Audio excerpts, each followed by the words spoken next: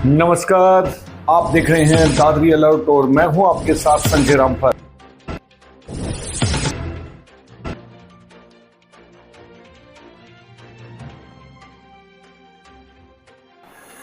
नहरी तंत्र तर्क संगत कर सीर से टैल तक पानी पहुंचाने के लिए हो रहा है कुशल प्रबंधन।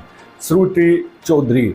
जानकारी के लिए आपको बता दें कि सिंचाई एवं जल संसाधन वजीरा सुश्री श्रुति चौधरी ने कहा कि हुकूमत किसानों और आवाम के हितों को मद्देनजर रखते हुए जून 2020 के वो तमाम हुक्मनामा ऑर्डर रद्द कर चुकी है जिनकी वजह से नहर प्रोजेक्ट्स की तकमील यानी कि कंप्लीशन में ताखीर देरी हो रही थी। किसानों के इसरार पर जिन नहरों का कंट्रोल लोहारू डिवीजन को दिया गया था उन्हें अब वापस असल में ओरिजिनल डिवीजन में बहाल कर दिया गया है ताकि सिर से लेकर टैल तक पानी की इंसाफियाना और बेहतर तकसीम हो सके। उन्होंने चंडीगढ़ के मुलाजिमान अधिकारियों के साथ एक जायजा इजलास में मीटिंग की और ये फैसला का ऐलान किया। उन्होंने कहा कि दोहरे इंतजाम की वजह से पानी का नियमन जो ठीक नहीं हो पा रहा था और टेल एरिया के किसानों को सबसे ज़्यादा मुश्किल उठानी पड़ रही थी। अब नहर का हेड और टेल का हिस्सा एक ही डिवीजन के तहत होगा जिससे पानी की मुनासिब और बरवक्त सप्लाई यकीनी हो सकेगी। वजीरा ने कहा कि इस फैसले से अफसरों की जवाबदेही भी वाजह होगी और किसानों के मसाइल यानी कि समस्याओं व शिकायतें कम होंगी। नहरों की मरम्मत, निगरानी और इंतजाम ज़्यादा बेहतर और कारगर साबित होगा। इससे न सिर्फ कारगुजारी में बेहतरी आएगी बल्कि दोहरे संसाधनों पर होने वाला खर्च भी बचेगा।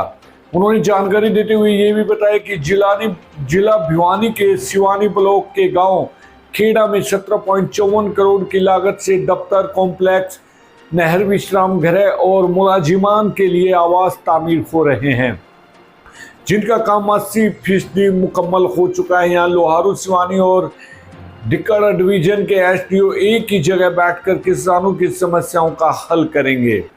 इससे किसानों को अपने गांव के करीब ही सहूलियत मिलेगी और लोहारू डिवीजन का मुख्यालय लोहारू में बरकरार रहेगा।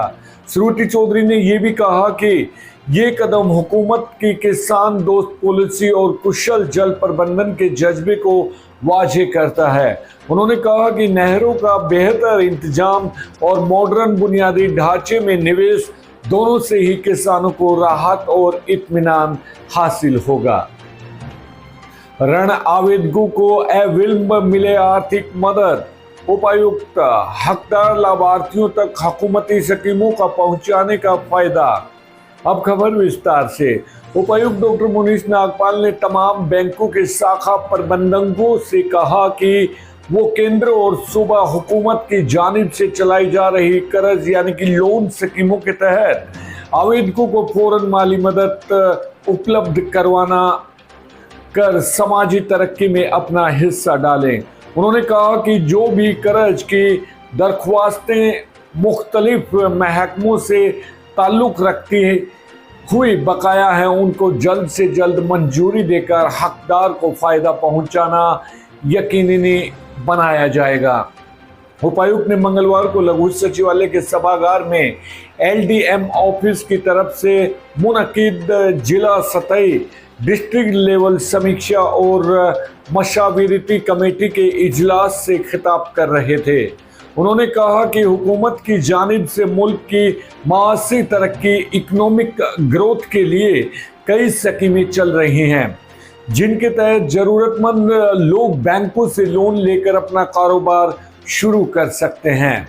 मगर अक्सर ये देखा गया है कि इन ज़रूरतमंद शहरियों को बैंकों के चक्कर काटने पड़ते हैं और उनकी फाइल मंजूरी तक नहीं पहुंच पाती। उन्होंने बैंकों को ताकीद निर्देश दिए हैं कि अफसर अपना रवैया यानी कि एटीट्यूड बदले और कमज़ोर तबकात तक ज़्यादा से ज़्यादा माली मदद पहुंचाना यकीनी बनाएं। उन्होंने बैंकों में जमा पूंजी कर्ज की अदायगी सीडी रेशो और किसान के क्रेडिट कार्ड जैसी स्कीमों पर तफसील से जायजा लिया। उपायुक्त ने हिदायत दी कि हुकूमती स्कीमों की दरखास्तों पर फौरन कार्रवाई करते हुए आवेदकों को कर्ज की सहूलियत दी जाए। साथ ही PMJDY खाता धारकों को बीमा फायदे हासिल करने के लिए 45 दिनों के अंदर कम से कम एक बार रुपए कार्ड से लेन देन करना लाजमी बनाए। उन्होंने बैंक अफसरों से कहा कि हर खाता धारक का आधार और मोबाइल नंबर लिंक होना चाहिए और साथ ही पासबुक व रुपए कार्ड वक्त पर जारी होना चाहिए।